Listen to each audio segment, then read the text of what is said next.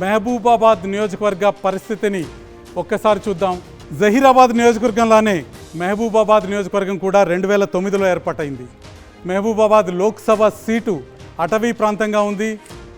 ఈ సీటులో స్థానిక సమస్యలే గెలుపోటములను నిర్ణయించే అవకాశం కనిపిస్తుంది. ఎస్టీ రిజర్వ్డ్ నియోజకవర్గం ఇది.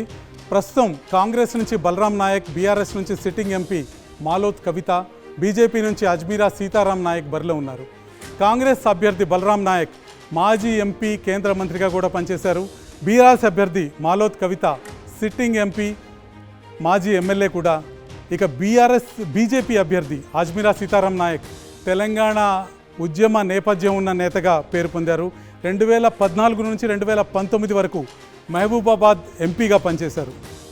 ఈ మహబూబాబాద్ నియోజకవర్గంలో కాంగ్రెస్ పార్టీ విజయం సాధించే అవకాశాలు స్పష్టంగా ఉన్నాయి. కాంగ్రెస్ పార్టీ మహబూబాబాద్ నియోజకవర్గాన్ని హస్తగతం చేసుకోబోతుంది. దానికి ప్రధానమైన కారణాలు చూస్తే, గతంలో ఇక్కడి నుంచి ప్రాతినిధ్యం వహించటం, కేంద్ర మంత్రిగా పని చేయటం బలరాం నాయక్కి చాలా ప్లస్ పాయింట్గా కనిపిస్తుంది. బలరాం నాయక్ ప్రభావం నియోజకవర్గం మీద చాలా గట్టిగా కనిపిస్తుంది.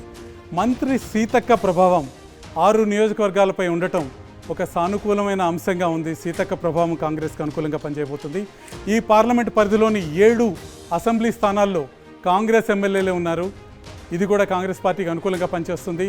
బీఆర్ఎస్ బాగా బలహీనపడటం ఈ నియోజకవర్గ పరిధిలో బీజేపీ విజయం సాధించే స్థాయికి విస్తరించకపోవటం కాంగ్రెస్ విజయానికి కారణమవుతుంది.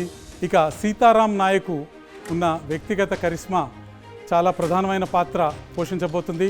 కొన్ని ఉద్యమ సంస్థలు ఆయన కోసం పనిచేస్తున్న 2014 నాటి ఐక్యత సంఘాల్లో లేకపోవటం కాంగ్రెస్కు సానుకూలంగా మారింది.